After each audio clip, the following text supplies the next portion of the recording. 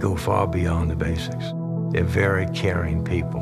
TowneBank and the people of TowneBank, the family of TowneBank, is everywhere in the nonprofits, not only on the delivery side, but on the governance side. If you look at the boards of the major nonprofits in Southeastern Virginia, you're going to find a member of the TowneBank family on that board. This is not just an institution. This is not just a bank. It's much more than that. It's a very caring place.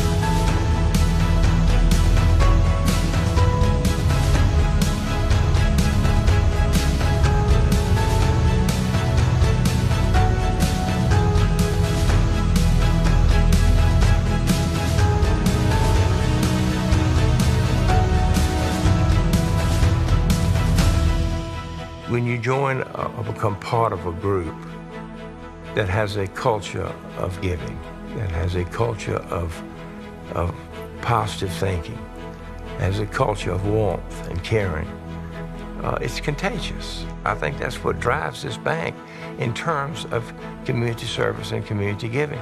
As a group, our family wants to participate. They want to be part of something better. When Habitat helps a family, we're helping them learn how to live as a contributing member of society. These folks come from Section 8 housing or just abject poverty, homelessness, and they're becoming a contributor to the American way of life. They've never done this before, so it's all new to them. We're helping change those families, not just for that mom and her kids, but those families are changed for generations. They're proud of themselves. Their family and their children look up to them more. It's an enormous change in their lives, and it's so important to make them feel valued. TowneBank not only gives a very generous donation every year, they come out and volunteer. They come and help build these homes for our families. It's so exciting to see them working together. You can see that feeling of accomplishment of what they were able to do. Volunteers and the money that TowneBank provides makes a huge difference in generations of families. These families are permanently affected by the love that those dollars give. You're not doing something for a day. You're not doing something for a week. You're helping these people for the rest of their lives.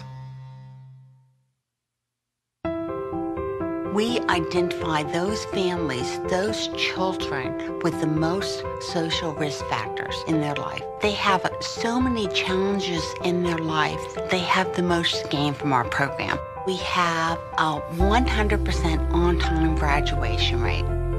And of those, 95% of those go to college. That's the bottom line. We're leveling the playing field for our students to compete in the world of work and in life.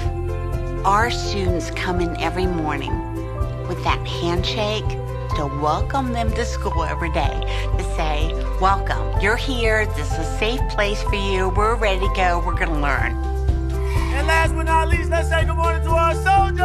For the morning program, the most important piece is the intensity. I remember coming in here yelling my eyes out for the morning program when I was a student here at Achievable Dream. It's an exciting moment. It's an amazing feeling to be able to greet the students in the morning and they yell back at me the same things that I yelled when I was a kid.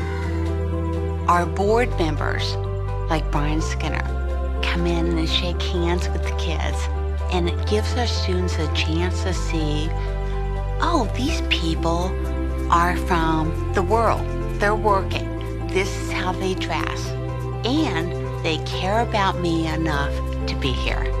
Walter Sigaloff, very successful businessman, started our program in 1992. It was his responsibility. It was his obligation to give back. I think TowneBank feels that same responsibility and obligation to give back to the community.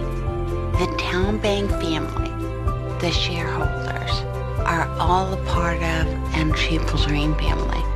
I think that TowneBank understands that investment, understands developing a community in which you work and live that is critical for everyone.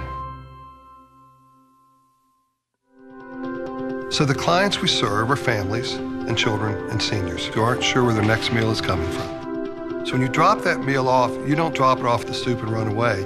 You have a conversation with them. You give them a hug. You ask them how they're doing. One gentleman said, you know, I wait for who's ever coming every day. It's the highlight of my day. I can't thank you enough for what you do. It's such a blessing. And let's move to their children, right? Those 54,000 children. They need our help. They need a chance to be able to focus and to concentrate in school. You can't do that with a headache and a growling stomach. So out of that came the backpack program.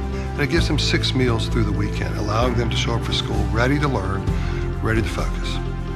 TowneBank, as I've come to know them, is all about community. Feedmore is all about community. And it's become very evident to us that there's heart, there's caring, along with good business practices.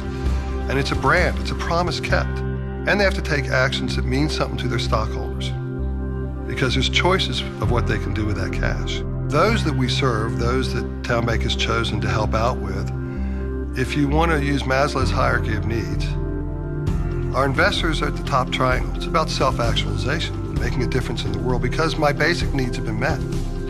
There's much of our society who still worries about safety, housing, food, and shelter.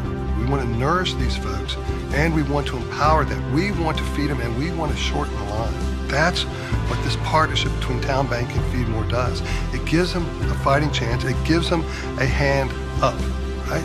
Not always just a hand out. And it can be obtained, but not without this amazing partnership between TowneBank and Feedmore. It's very special. We're just such an important option for folks who are facing a very difficult situation with their child who has a severe disability, medically has some very complex needs. I often say that if you never in your family have the need for a place like St. Mary's, then you should feel very fortunate. But if your family does have a need for a place like St. Mary's, then you should be thankful that a place like St. Mary's exists. If I were speaking, just sitting talking with the family, and they were considering bringing their children to St. Mary or their child, as a parent, you have to put yourself out of the way and look at that child and say, okay, what is in the best interest of my child? And sometimes the very best for them is not always for them to be living with their parents or living with us day in and day out. For me personally, making that decision was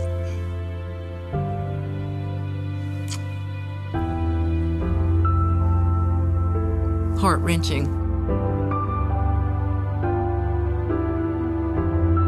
At the end of the day, there was nothing even comparable to St. Mary's.